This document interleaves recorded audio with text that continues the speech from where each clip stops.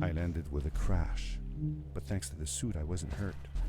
I had no idea where the path had taken me, but back then, I didn't care so much about where I was going, or how I would get home.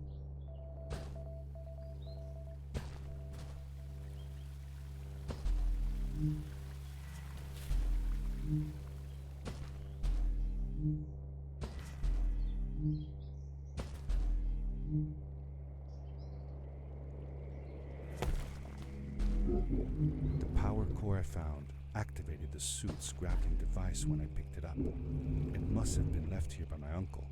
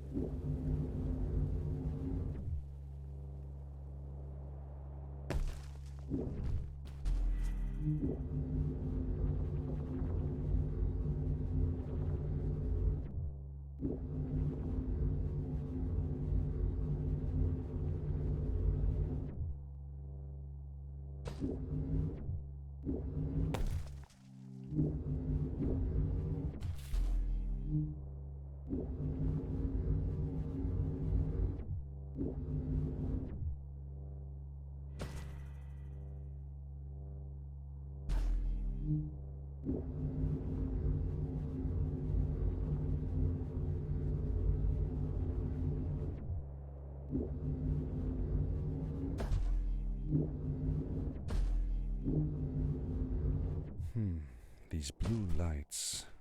Did Fred put them here? Or was somebody else here as well?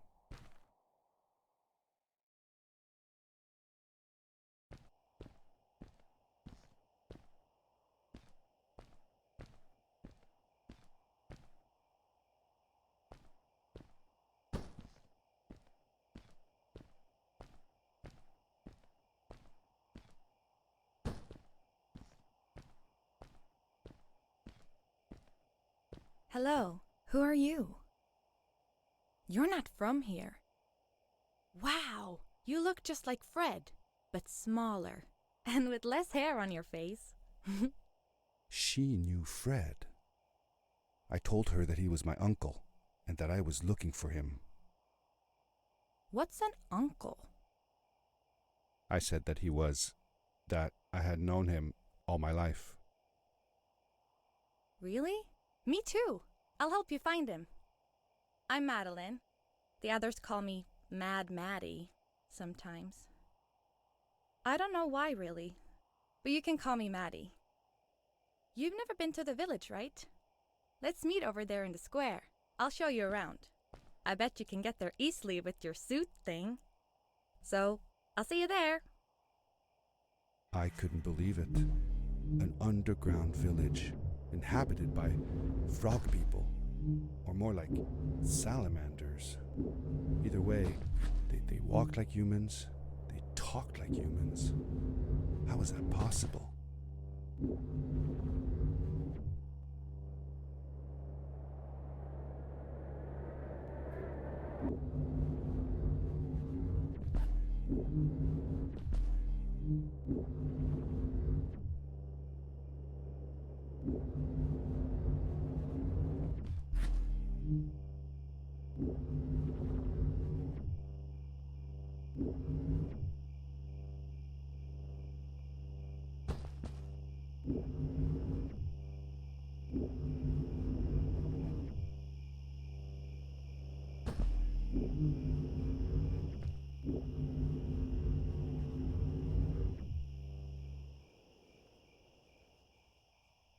Darkness swept over me as I left the glittering lights in the village behind me and headed for the ominous shadows of the chasms.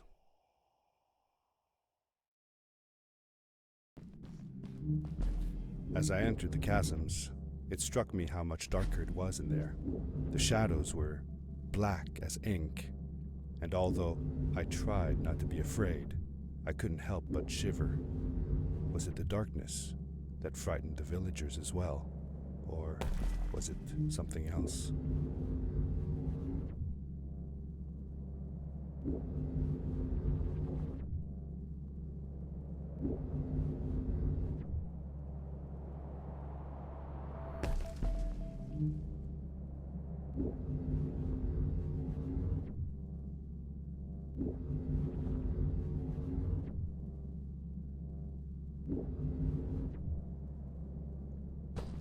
Seemingly bottomless pits loomed below us, everywhere in the cave.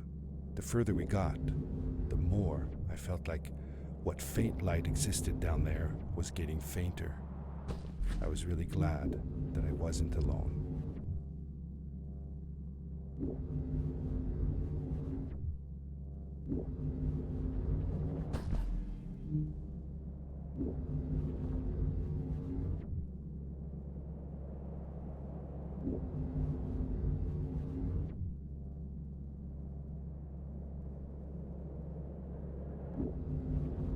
Fred has been with my people since the first villager was born. He helped us build the village, taught us how to speak, and helps us with everything. He taught me how to read and write as well. That's how I could learn to read the writing on the walls.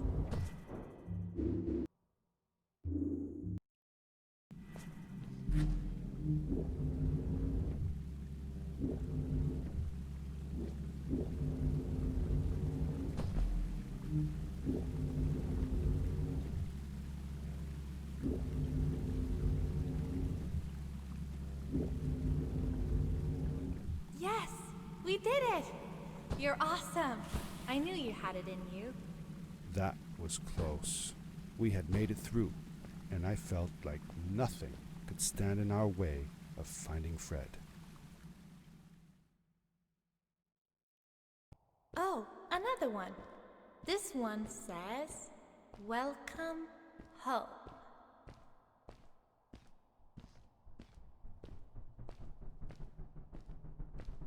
Whoa! This is it! This is where the strays built their village. And what a beautiful place they chose. Just look at the sky. It is so big.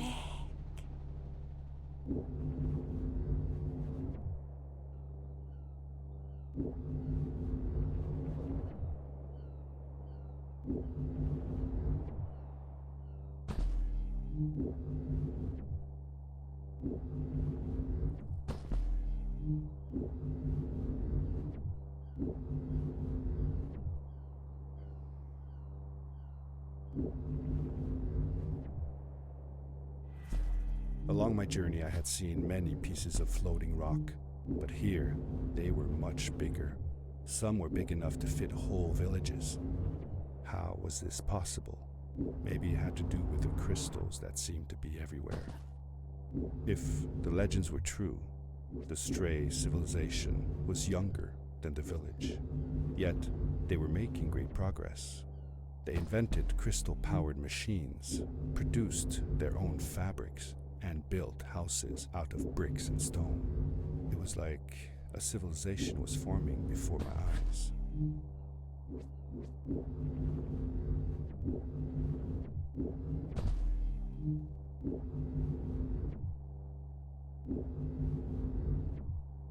Hey, let's play a game. I bet that you can't get through this part without using the grapple device. Told you you couldn't do it.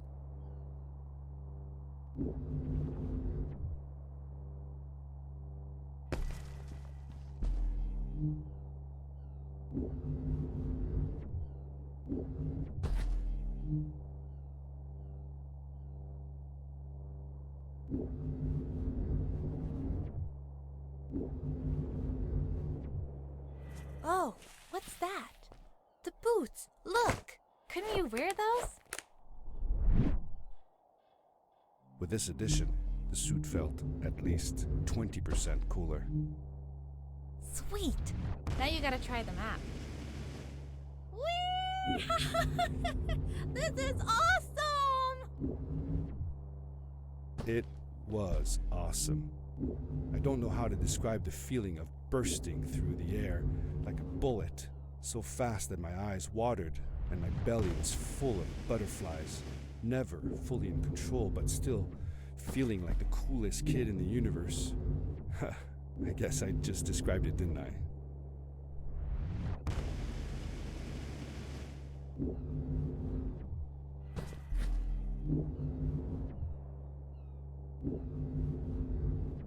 I'd love to do stuff like this with crystals. Just think of the possibilities. Whole machines are powered by them. I almost can't believe it.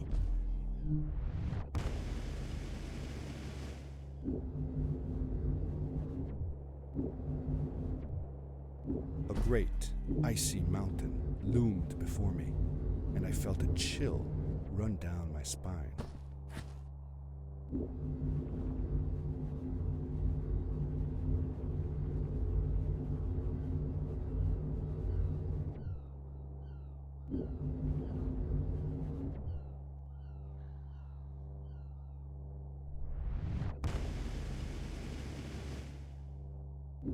We hadn't seen any people around yet, but ahead of us lay what looked like a proper town. The strays from Maddie's stories. I could imagine how she must have longed to meet them all her life. And now, here they were.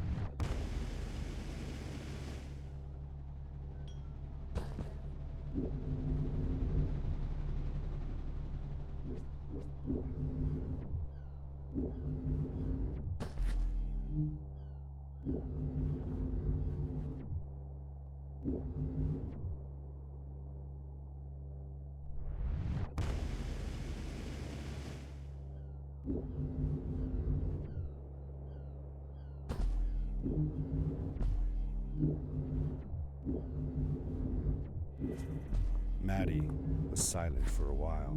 It seemed like she was thinking hard on something.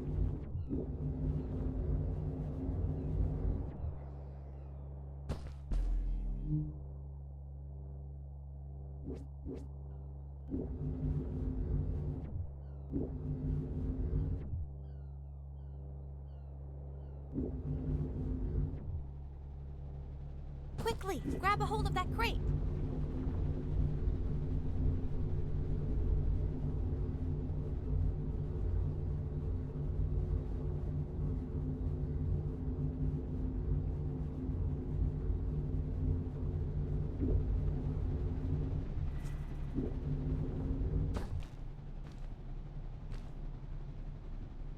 Good day. Here's a boat to Ice Cave. Though I'd take the other one if I were you. That one goes back to the outpost. Wait a minute. I was thinking. I don't know if I should go with you. I mean, I want to, but I also want to, well, stay here. Maybe it's strange, but I just feel like these people liked me and accepted me for who I am. Kinda like you. I want to be with you too, and help you find Fred. I don't know what I want the most. I told Madeline that I would accept whatever choice she made. I just never thought about it until now that maybe it wasn't Fred I was looking for when I came with you. Maybe I was just looking for a way out. Somewhere to be free. And I know that if anyone can find Fred, it's you.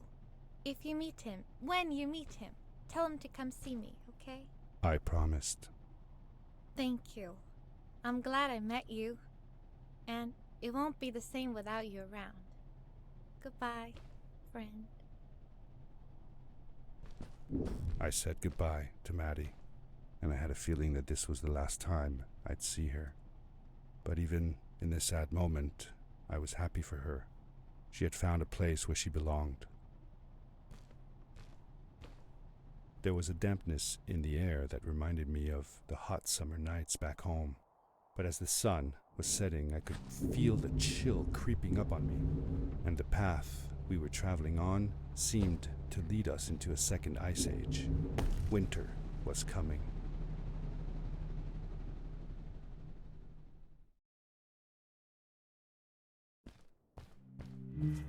Into the caves again, and now it was just me, alone in these cold, barren halls of ice. But Fred had been here, and now I could feel it. I was getting close. Something wasn't right. The grapple device's energy beam was somehow reflected off of the ice, and I couldn't get a grip. I had to look for areas where the ice was not so thick. This was going to be a challenge.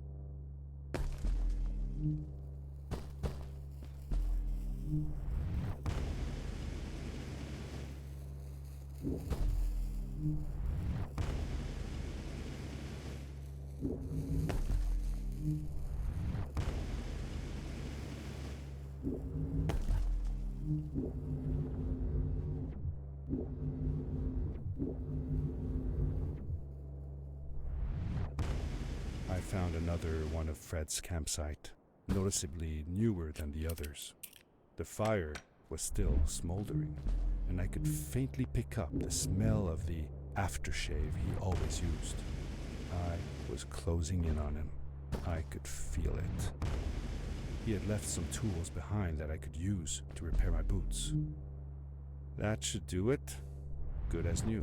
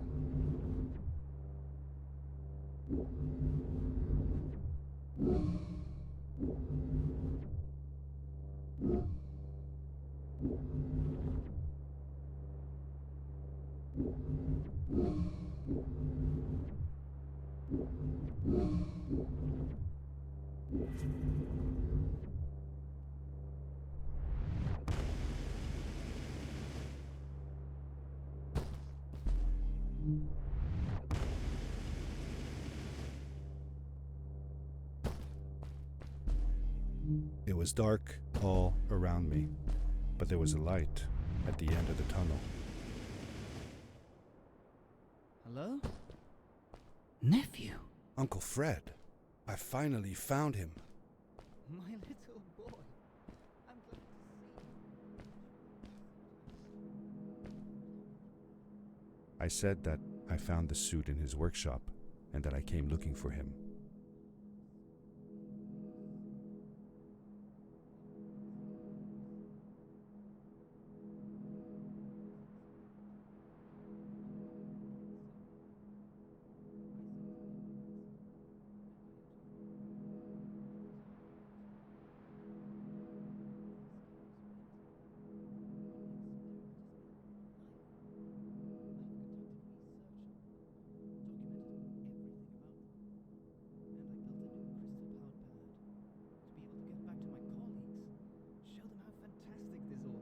I interrupted Fred and told him about Maddie, how we came all the way to Starhaven together, and that I had promised to ask him if he would go see her there.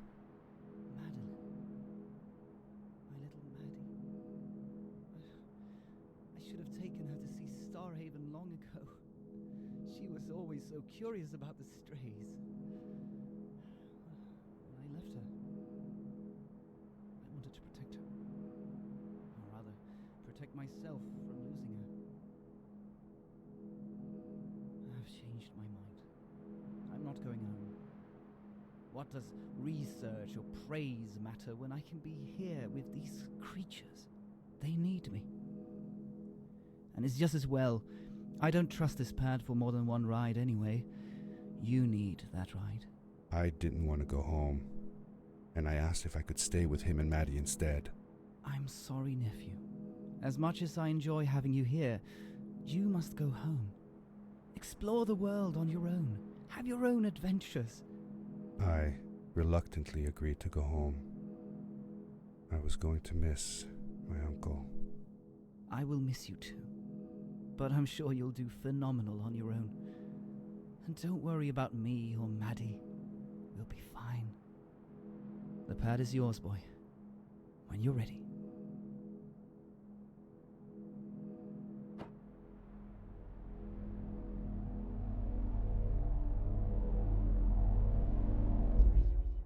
Take care, son!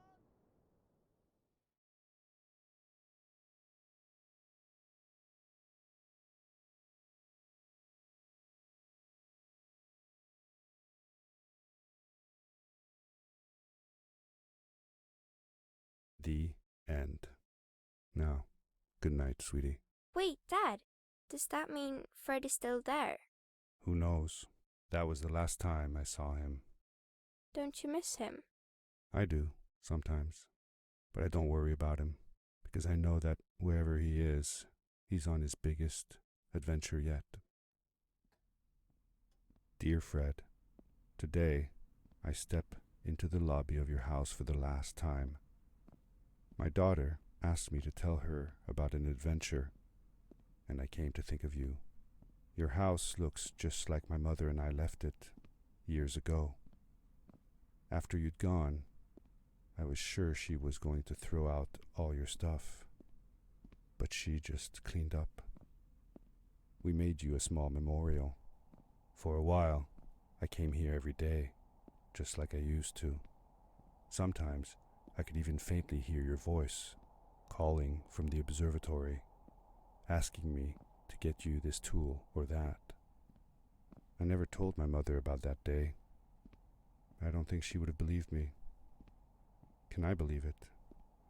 After all these years?